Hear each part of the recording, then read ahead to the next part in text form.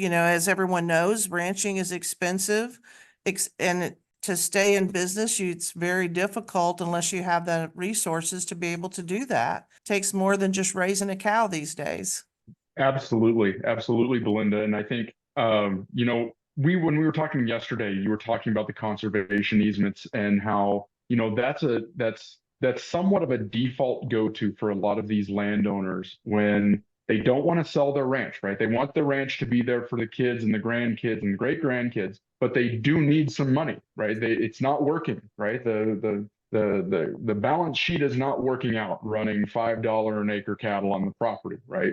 Right. And the first thing they do, their go-to is, well, let's put in a conservation easement. And I think you touched on a really critical thing there is what are you actually giving up with that conservation easement? And obviously all of them are different. And that's not I'm definitely no expert in that, but that's why I think it's important, Belinda, to look at your property, not just a ranch, but any piece of property, the way you looked at your energy ranch and saying, hold on a minute, before we go ahead and take all of this stuff off of the table, let's try to identify what resources are there. Is wind a potential? Is solar a potential? What about battery storage? What about solar? Because if you would have just straight away gone to 20,000 acres, we're going to get X amount per acre, putting it into a conservation easement, probably would have been a really nice payday for you at the time. But since you looked at other options there, that would have been catastrophic for you, at least as what limiting what your revenue potential would have been on this property. Do you want to touch on that a little bit of how critical that is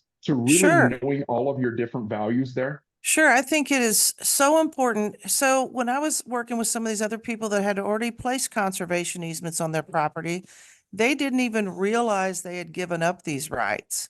And if when you read the contract, it all sounds great, right? The conservation easements sound wonderful, sound good.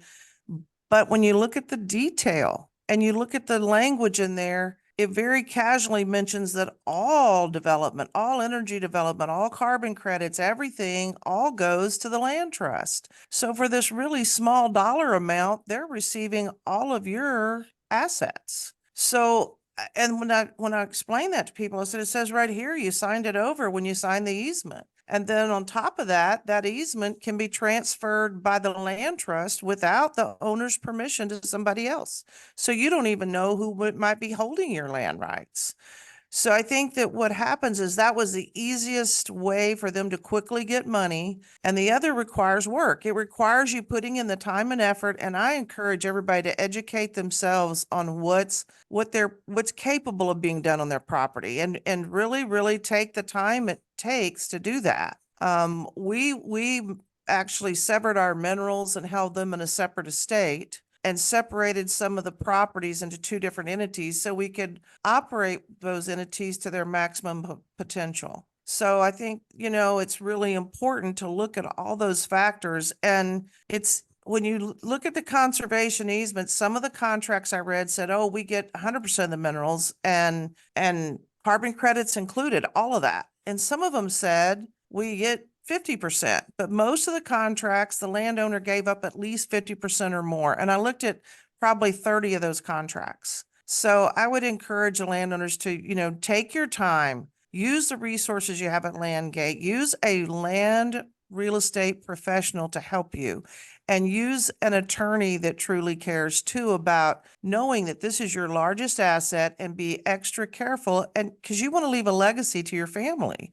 You don't want to just dispose of this. You want to have it where it continues on and on if you can. The other aspect a lot of people don't realize is you can sell off your wind royalties or your solar royalties. And so, some people go, well, I'm never going to live to see that. Why would I want to do it? Well, you can still sell it off and get those royalties, and you can treat them as a 1031, as an exchange. There's multiple things you can do. So I know it's a lot of information, but by educating themselves, they can really maximize the value of their land. I think that's important. And let me unpack what you said there a little bit so we can look at the full process, right? You said back in '01, you guys purchased that big ranch, big piece of property, you were grazing it, and fast forward to where you're at today, selling wind payments, right? And think of the Right. process that you went through. You changed this property from the main cash flow on it. And this is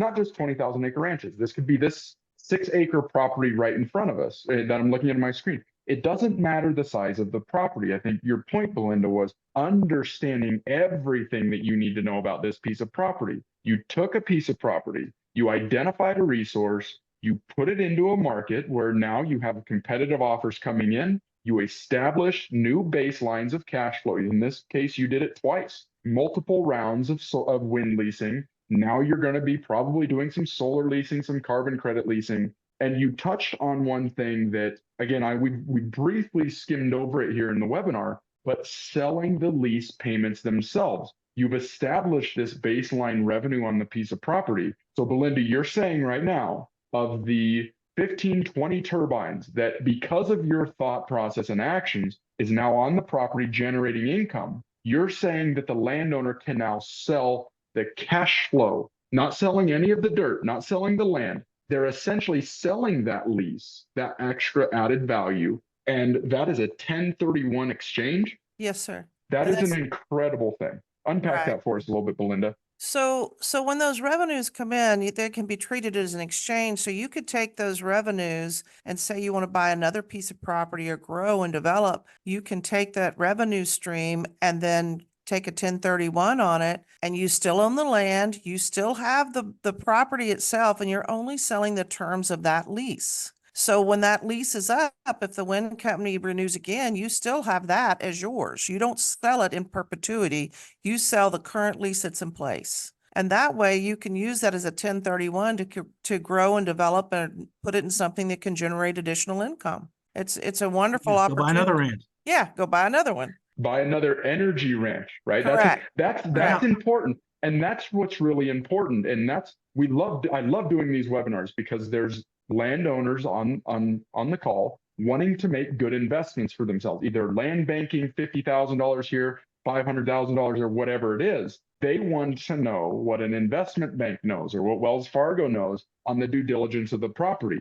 And the land professionals want to be able to provide those services for their buyers. So Belinda, let's take it one step further, right? You had your ranch property, you've leased it a couple times, you've established cash flow, you've sold that cash flow off, even though you're still holding all 20,000 acres. Now you've got, let's call it rough numbers here. Let's say you got $10 million in a 1031 exchange, and you're going to go to Scott and you're going to say, Scott, I don't want to just go buy a beach house in Corpus Christi and some row crop. I want you to find me row crop, but something that has very high value for solar, wind, EV charging. I want you, Scott, to go find me another undervalued energy ranch because it's a piece of property where the sellers or the holders of that asset may only be looking at that piece of property through the one lens that they've been looking at it, right? And Scott's going to go and say, great, let's do it. And you're going to leverage